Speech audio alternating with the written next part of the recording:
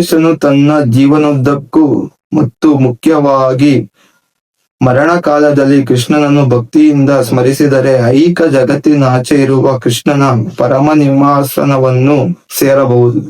ದೇಹ, ಕಾಮ, ಆತ್ಮ ಮತ್ತು ಅವೆರಡನ್ನು ಮೀರಿದ ಪರಮಾತ್ಮ, ಇವುಗಳ ನಡುವಣ ವ್ಯತ್ಯಾಸವನ್ನು ಅರ್ಥ ಮಾಡಿಕೊಂಡವನು ಈ ಐಹಿಕ ಜಗತ್ತಿನಿಂದ ಬಿಡುಗಡೆ ಹೊಂದುತ್ತಾನೆ.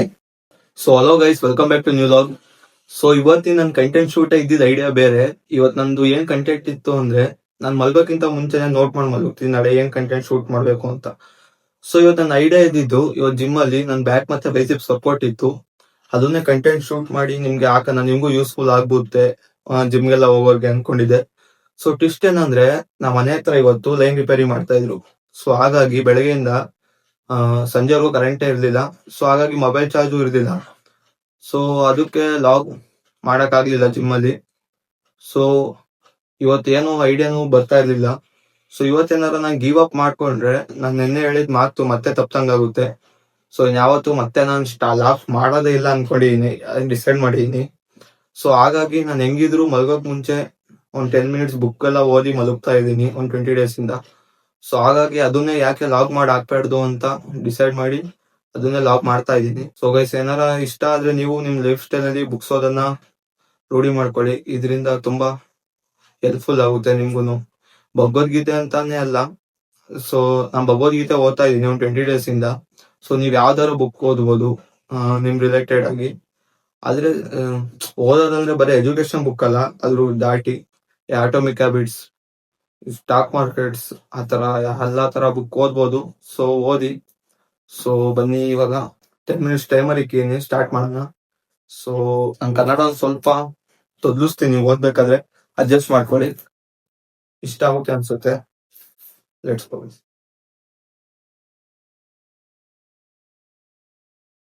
ಅಧ್ಯಾಯ 1, ಅರ್ಜುನನ ವಿಷದ ಯೋಗ. ಕುರುಕ್ಷೇತ್ರ ರಣರಂಗದಲ್ಲಿ ಸೇನವಾಲೋಕನ. ಶತ್ರು ಸೈನ್ಯಗಳು ಯುದ್ಧ ಸನ್ನದ್ಧರಾಗಿ ನಿಂತಿರುವಾಗ ಮಹಾಯೋಧನಾದ ಅರ್ಜುನನು ಎರಡು ಸೈನ್ಯಗಳಿಗೂ ತನ್ನ ಆತ್ಮೀಯ ಬಂಧುಗಳು, ಗುರುಗಳು ಮತ್ತು ಸ್ನೇಹಿತರು ಯುದ್ಧ ಮಾಡಿ ತಮ್ಮ ಪ್ರಾಣಗಳನ್ನು ಬಲಿ ಕೊಡಲು ಸಿದ್ಧವಾಗಿ ನಿಂತಿರುವುದನ್ನು ನೋಡುತ್ತಾನೆ. ದುಃಖ ಮತ್ತು ಮೊರಕಗಳಿಂದ ದುರ್ಬಲನಾಗಿ ಅವನ ಶಕ್ತಿಯಿಂದಾಗುತ್ತಾನೆ.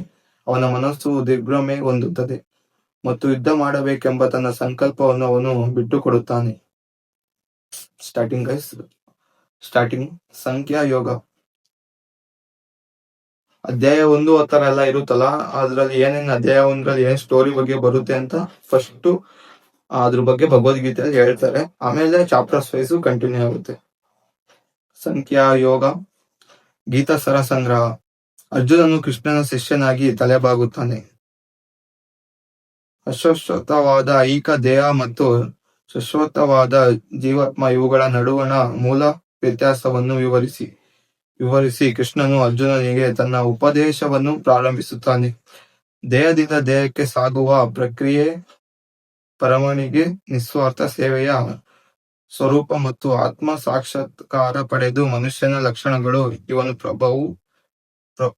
ಪ್ರಭುವು ವಿವರಿಸುತ್ತಾನೆ. ಅಧ್ಯಾಯ 3, ಕರ್ಮಯೋಗ. ಈ ಐಹಿಕ ಜಗತ್ತಿನಲ್ಲಿ ಪ್ರತಿಯೊಬ್ಬನು ಯಾವುದಾದರೂ ಬಗೆಯ ಕರ್ಮದಲ್ಲಿ ತೊಡಗಲೇಬೇಕು.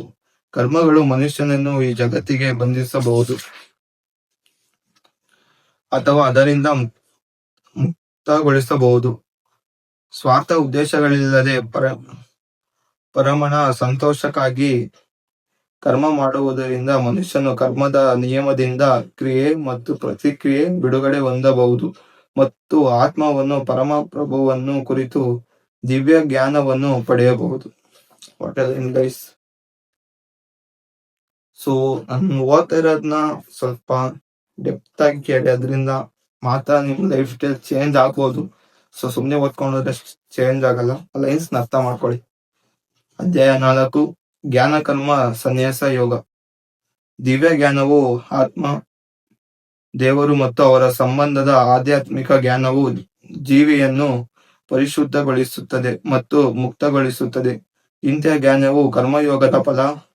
ಪ್ರಭುವು ಗೀತೆಯ ಪ್ರಾಚೀನ ಇತಿಹಾಸವನ್ನು, ತಾನು ಆಗಾಗ ಐಹಿಕ ಜಗತ್ತಿಗೆ ಇಳಿದು ಬರುವುದರ ಅರ್ಥವನ್ನು, ಗುರುವಿನ ಬಳಿಗೆ ಹೋಗುವುದರ ಅಗತ್ಯವನ್ನು ವಿವರಿಸುತ್ತಾನೆ. ಅಧ್ಯಾಯ 5 ಕರ್ಮ ಸನ್ಯಾಸ ಯೋಗ. ಪ್ರಜ್ಞಾನವು ಹೊರ ಜಗತ್ತಿನಲ್ಲಿ ಎಲ್ಲ ಕರ್ಮಗಳನ್ನು ಮಾಡುತ್ತಾನೆ, ಆದರೆ ಅಂತರಂಗದಲ್ಲಿ ಅವುಗಳ ಫಲಗಳನ್ನು ನಿರಾಕರಿಸುತ್ತಾನೆ. ಆಧ್ಯಾತ್ಮಿಕ ಜ್ಞಾನದ ಅಗ್ನಿಯಿಂದ ಪರಿಶುದ್ಧನಾಗಿ ಶಾಂತಿ, ನಿರ್ಲಿಪ್ತತೆ, ಸಹನೆ, ಆಧ್ಯಾತ್ಮಿಕ ದರ್ಶನ ಮತ್ತು ಆನಂದಗಳನ್ನು ಪಡೆದುಕೊಳ್ಳುತ್ತಾನೆ. ಅಧ್ಯಾಯ 6 ಧ್ಯಾನ ಯೋಗ. ಅಷ್ಟಾಂಗ ಯೋಗವು ಒಂದು ಯಾತ್ರಿಕವಾದ ಧ್ಯಾನದ ಅಭ್ಯಾಸ. ಅದು ಮನಸ್ಸನ್ನು, ಇಂದ್ರಿಯಗಳನ್ನು ನಿಯಂತ್ರಿಸುತ್ತದೆ ಮತ್ತು ಹೃದಯದಲ್ಲಿ ನೆಲೆಸಿರುವ ಪ್ರಭುವಿನ ರೂಪವಾದ ಪರಮಾತ್ಮನಲ್ಲಿ ಗಮನವನ್ನು ಕೇಂದ್ರೀಕರಿಸುವಂತೆ ಮಾಡುತ್ತದೆ. ಈ ಅಭ್ಯಾಸವು ಸಮಾಧಿಯಲ್ಲಿ, ಎಂದರೆ ಪರಮ ಪ್ರಭುವಿನ ಸಂಪೂರ್ಣ ಪ್ರಜ್ಞೆಯಲ್ಲಿ ಪೂರ್ಣಗೊಳಿಸುತ್ತದೆ. ಅಧ್ಯಾಯ 7 ಜ್ಞಾನ ವಿಜ್ಞಾನ ಯೋಗ. ಭಗವದ್ಜ್ಞಾನ. ಶ್ರೀಕೃಷ್ಣನು ಪರಮ ಸತ್ಯ. ಅವನು ಐಹಿಕವಾದ ಮತ್ತು ಆಧ್ಯಾತ್ಮಿಕವಾದ ಪರಮ ಕಾರಣ ಮತ್ತು ಅದರ ಶಕ್ತಿ ಸಾಧನೆಯಲ್ಲಿ ಮುನ್ನಡೆದ ಆತ್ಮಗಳು ಭಕ್ತಿಯಿಂದ ಅವನಿಗೆ ಶರಣಾಗುತ್ತವೆ. ಪರಮಾತ್ಮರು ತಮ್ಮ ಮನಸ್ಸುಗಳನ್ನು ಇತರ ಪೂಜಾ ವಸ್ತುಗಳ ಕಡೆಗೆ ತಿರುಗಿಸುತ್ತಾರೆ. ಅಧ್ಯಾಯ 8 ಅಕ್ಷರ ಬ್ರಹ್ಮಯೋಗ. ಮನುಷ್ಯನು ನನ್ನ ಜೀವನೋದ್ದಕ್ಕೂ ಮತ್ತು ಮುಖ್ಯವಾಗಿ ಮರಣ ಕಾಲದಲ್ಲಿ ಕೃಷ್ಣನ ಭಕ್ತಿಯಿಂದ ಸ್ಮರಿಸಿದರೆ ಐಹಿಕ ಜಗತ್ತಿನಾಚೆ ಇರುವ ಕೃಷ್ಣನ ಪರಮ ನಿವಾಸವನ್ನು ಸೇರಬಹುದು. ಇನ್ನೊಂದ್ಸಲಿ ಓದ್ತೀನಿ, ನೋಡಿ, ಕೇಳಿಸ್ಕೊಳ್ಳಿ. ಮನುಷ್ಯನು ತನ್ನ ಜೀವನೋದ್ದಕ್ಕೂ ಮತ್ತು ಮುಖ್ಯವಾಗಿ ಮರಣ ಕಾಲದಲ್ಲಿ ಕೃಷ್ಣನನ್ನು ಭಕ್ತಿಯಿಂದ ಸ್ಮರಿಸಿದರೆ ಐಹಿಕ ಜಗತ್ತಿನಾಚೆ ಇರುವ ಕೃಷ್ಣನ ಪರಮ ನಿವಾಸವನ್ನು ಸೇರಬಹುದು. ಅಧ್ಯಾಯ 9 ರಾಜವಿದ್ಯೆ ರಾಜಗುಹ್ಯ ಯೋಗ. ಪರಮಗುಹ್ಯ ಜ್ಞಾನ. ಶ್ರೀಕೃಷ್ಣನು ದೇವೋತ್ತಮವನ್ನು ಮತ್ತು ಪೂಜೆಯ ಪರಮ ವಸ್ತು. ದಿವ್ಯ ಭಕ್ತಿಯಿಂದ ಆತ್ಮವು ಶಾಶ್ವತವಾಗಿ ಅವನೊಂದಿಗೆ ಬಾಂಧವ್ಯವನ್ನು ಪಡೆಯುತ್ತದೆ. ತನ್ನ ಪರಿಶುದ್ಧ ಭಕ್ತಿಯನ್ನು ಪುನಶ್ಚೇತನಗೊಳಿಸುವುದರಿಂದ ಮನುಷ್ಯನು ದಿವ್ಯ ಲೋಕದಲ್ಲಿ ಕೃಷ್ಣನ ಬಳಿಗೆ ಹಿಂದಿರುಗುತ್ತಾನೆ. ಅಧ್ಯಾಯ 10 ವಿಭೂತಿ ಯೋಗ. ಐಹಿಕ ಜಗತ್ತಿನಲ್ಲಿ ಅಥವಾ ಆಧ್ಯಾತ್ಮಿಕ ಜಗತ್ತಿನಲ್ಲಿ ಶಕ್ತಿ, ಸೌಂದರ್ಯ, ವೈಭವ ಅಥವಾ ಭವ್ಯತೆಯನ್ನು ತೋರಿಸುವ ಅದ್ಭುತ ಘಟನೆಗಳಲ್ಲಿ ಕೃಷ್ಣನ ದೇವಿ ಶಕ್ತಿಗಳು ಮತ್ತು ಐಶ್ವರ್ಯದ ಭಾಗಂಶ ಅಭಿವ್ಯಕ್ತಿ ಅಷ್ಟೇ. ಎಲ್ಲ ಕಾರಣಗಳು ಪರಮ ಕಾರಣವನಾಗಿ ಹಾಗೂ ಎಲ್ಲ ವಸ್ತುಗಳನ್ನು ಅದರ ಮತ್ತು ಸರವಾಗಿ ಕೃಷ್ಣನು ಎಲ್ಲ ಜೀವಿಗಳಿಗೂ ಪೂಜೆಯ ಪರಮ ವಸ್ತು. ಅಧ್ಯಾಯ 11 ವಿಶ್ವರೂಪ ದರ್ಶನ ಯೋಗ.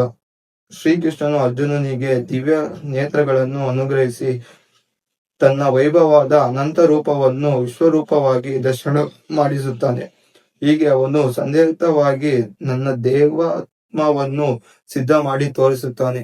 ತನ್ನ ಸರ್ವಸುಂದರ ಮಾನವ ಸದೃಶ ರೂಪವು ದೇವೋತ್ತಮನ ಮೂಲ ರೂಪ ಎಂದು ಕೃಷ್ಣನು ವಿವರಿಸುತ್ತಾನೆ. ಪರಿಶುದ್ಧ ಭಕ್ತಿಪೂರ್ವಕ ಸೇವೆಯಿಂದ ಮಾತ್ರ ಈ ರೂಪವನ್ನು ನೋಡಲು ಸಾಧ್ಯ. ಅಧ್ಯಾಯ 12 ಭಕ್ತಿ ಯೋಗ.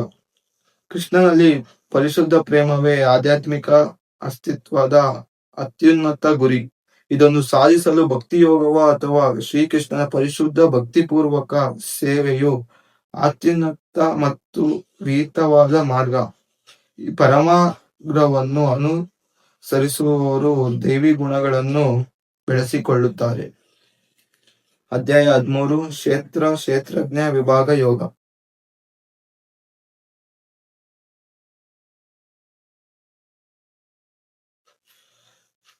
ಪ್ರಕೃತಿ, ಪುರುಷ ಹಾಗೂ ಪ್ರಜ್ಞೆ, ದೇಹ, ಕಾಮ, ಆತ್ಮ ಮತ್ತು ಅವೆರಡನ್ನೂ ಮೀರಿದ ಪರಮಾತ್ಮ, ಇವುಗಳ ನಡುವಣ ವ್ಯತ್ಯಾಸವನ್ನು ಅರ್ಥ ಮಾಡಿಕೊಂಡವನು ಈ ಐಹಿಕ ಜಗತ್ತಿನಿಂದ ಬಿಡುಗಡೆ ಹೊಂದುತ್ತಾನೆ. ಇನ್ನೊಂದ್ಸರಿ ಕೇಳಿ.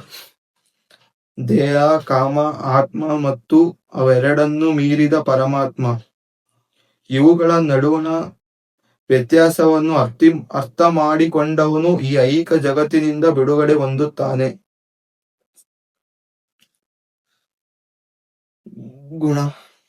ಗುಣಾತ್ರಯ ವಿಭಾಗ ಯೋಗ. ಭೌತಿಕ ಪ್ರಕೃತಿಯ ತ್ರಿಗುಣಗಳು.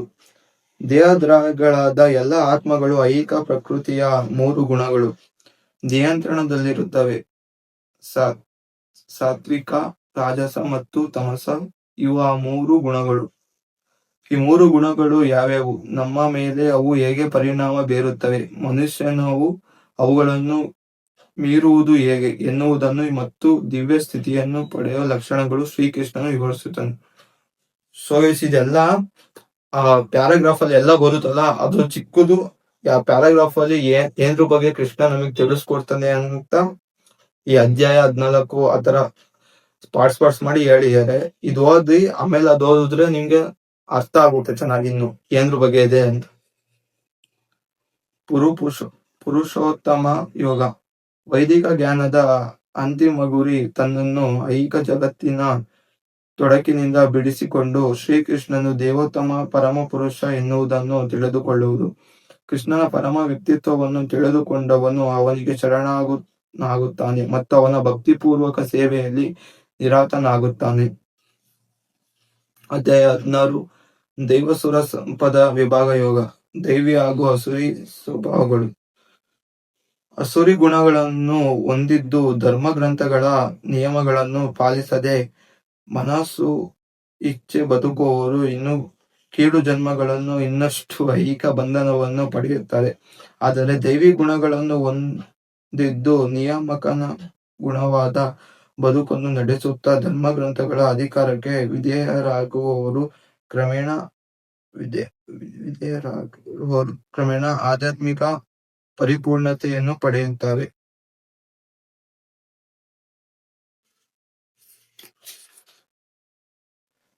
ಅಧ್ಯಾಯ 17 ಶ್ರದ್ಧಾತ್ರಯ ವಿಭಾಗ ಯೋಗ. ಐಹಿಕ ಪ್ರಕೃತಿಯ 3 ಗುಣಗಳಿಗೆ ಅನುಗುಣವಾಗಿರುವ ಮತ್ತು ಅವುಗಳಿಂದ ವಿಕಾಸ ಹೊಂದುವ 3 ಬಗೆಯ ಶ್ರದ್ಧೆಗಳಿವೆ. ರಜಸ ಮತ್ತು ತಮಸದಲ್ಲಿ ಶ್ರದ್ಧೆ ಇರುವವರು ಮಾಡುವ ಕರ್ಮಗಳಿಂದ ಅಶಾಶ್ವತವಾದ ಐಹಿಕ ಪರಿಣಾಮಗಳು ಲಭಿಸುತ್ತವೆ. ಆದರೆ ಧರ್ಮಗ್ರಂಥಗಳು ಆದೇಶಗಳಿಗೆ ಅನುಗುಣವಾಗಿ ಸಾತ್ವಿಕವಾಗಿ ಮಾಡಿದ ಕರ್ಮಗಳು ಹೃದಯವನ್ನು ಪರಿಶುದ್ಧಗೊಳಿಸುವುದಲ್ಲದೆ ಶ್ರೀಕೃಷ್ಣನಲ್ಲಿ ಪರಿಶುದ್ಧ ಶ್ರದ್ಧೆ ಮತ್ತು ಭಕ್ತಿ ಇವುಗಳಿಗೆ ಕರೆದೊಯ್ಯುತ್ತವೆ. ಸೊ 10 ಮಿನಿಟ್ಸ್ ಆಯ್ತು, ಓದಕ್ ಸ್ಟಾರ್ಟ್ ಮಾಡಿ. 10 ಮಿನಿಟ್ಸ್ ಓದೋದ್ರಿಂದ ನಿಮ್ ಮೈಂಡ್ ಸೆಟ್ ಹೇಗೆ ಚೇಂಜ್ ಆಗುತ್ತೆ ಅಂತ. ಸೊ ನಾನು ಅದಕ್ಕೆ ಹೇಳೋದು, ಬುಕ್ಸ್ಗಳು ಓದಿ. ಮಲಗೋಕ್ಕಿಂತ ಮುಂಚೆ 30 ಮಿನಿಟ್ಸ್ ಮುಂಚೆ ಒಂದ್ 10 ಪೇಜಸ್ 5 ಪೇಜಸ್ ಆ ತರ ಓದ್ಕೊಂಡು ಹೋಗಿ, ತುಂಬಾ ಹೆಲ್ಪ್ಫುಲ್ ಆಗುತ್ತೆ. ಆಮೇಲೆ ನೀವೇನಾರ ಒಂದ್ ಐಡಿಯಾ ಗೈಸ್, ನಿಮ್ಗೆ ಯೂನಿವರ್ಸ್ ನಿಮ್ಗೆ ಹೆಂಗ್ ಐಡಿಯಾ ಕೊಡುತ್ತೆ ಅಂತ ಹೇಳೋಣ. ನೀವ್ ಯಾವತ್ತಾದ್ರು ಯೂನಿವರ್ಸ್ ನಿಮ್ಗೆ ಐಡಿಯಾ ಕಳಿಸ್ಬೇಕು ಅಂದ್ರೆ, ಸೊ ನೀವ್ ಪಾರ್ಟಿ ಮಾಡ್ತಾ ಇರ್ತೀರಾ, ಎಲ್ಲ ಫ್ರೆಂಡ್ಸ್ ಜೊತೆ ಇರ್ತೀರಾ, ಯಾವಾಗ್ಲೂ ಜೊತೆಲೇ ಇರ್ತೀರಾ. ಸೊ ಅವಾಗ ನಿಮ್ಗೆ ಐಡಿಯಾಗಳು ಬರಲ್ಲ. ಯಾವ ತರ ಯೋಚನೆ ಮಾಡಿದೀರಾ, ನೀವು ಒಬ್ಬರೇ ಇದ್ದಾಗ ಏನೇ ಥಾಟ್ಸ್ ಅಲ್ಲಿ ಒಳ್ಳೇದಲ್ಲಿ ಕೆಟ್ಟೋದ್ರಿ ಒಬ್ಬರೇ ಇದ್ದಾಗ ಬರುತ್ತೆ. ಸೊ ನಿಮ್ ಮೈಂಡ್ ರಿಲೀಫ್ ಆಗಿರುತ್ತೆ. ಆಮೇಲೆ ನಿಮ್ ಮಲ್ಗಕ್ಕಿಂತ ಒಂದ್ 30 ಮಿನಿಟ್ಸ್ ಮುಂಚೆ ಸ್ವಲ್ಪ ನಿಮ್ ಗೋಲ್ ಬಗ್ಗೆ ಸುಮ್ನೆ ಹಿಂಗ್ ಯೋಚನೆ ಮಾಡ್ತಾ ಸುಮ್ನೆ ಹಿಂಗ್ ಮಲಗಿ ಒಂದ್ ಸ್ವಲ್ಪ ಹೊತ್ತು. ಸೊ ನಿಮ್ಗೆ ಐಡಿಯಾಸ್ ಬರುತ್ತೆ. ಐಡಿಯಾಸ್ ನಾನು ಬುಕ್ಕಲ್ಲಿ ಬರ್ಕೊಳಕ್ಕೆ ಸ್ಟಾರ್ಟ್ ಮಾಡಿ. ಸೊ ಐಡಿಯಾಸ್ನ ಹಂಗೆ ಬಂದಿದ್ದ ಹಂಗೆ ಬಿಡಕ್ ಹೋಗ್ಬಿಡಿ. ಒಂದ್ ಬುಕ್ಕಲ್ಲಿ ನೋಟ್ ಮಾಡ್ಕೊಳ್ಳಿ, ಅದ್ರ ಬಗ್ಗೆ ಮ್ಯಾನಿಫೆಸ್ಟ್ ಮಾಡಿ. ಸೊ ಅದ್ರ ಬಗ್ಗೆ ವರ್ಕ್ ಮಾಡಿ. ಆಮೇಲೆ ನೀವು ಅದ್ರ ಬಗ್ಗೆ ವರ್ಕ್ ಮಾಡೋದ್ರಿಂದ ಸ್ವಲ್ಪ ಯಾವ್ದೇ ಕಾರಣಕ್ಕೂ ಫಸ್ಟೇ ಸಕ್ಸಸ್ ಬರಲ್ಲ, ಫೇಲ್ಯೂರ್ ಆಗ್ಬೇಕು. ಫೇಲ್ಯೂರ್ ಕಂಡಾಗ್ಲೇ ಸಕ್ಸಸ್ ಆದ್ಮೇಲೆ ಮಜಾ ಸಿಗೋದಕ್ಕೆ, ಇಲ್ಲಾಂದ್ರೆ ಸಕ್ಸಸ್ ಬೆಲೆ ನಿಮಗೆ ಗೊತ್ತಾಗಲ್ಲ. ಸೊ ವಿಡಿಯೋ ಇಷ್ಟ ಆಗಿದೆ ಅನ್ಸುತ್ತೆ. ಸೊ ಮತ್ತೆ ನಾಳೆ ಹೊಸ ಕಂಟೆಂಟ್ ಜೊತೆ ನೆಕ್ಸ್ಟ್ ವಿಡಿಯೋದಲ್ಲಿ ಸಿಗ್ತೀನಿ ಗೈಸ್. ಅಲ್ಲಿವರೆಗೂ love you from peace out gang. So bye.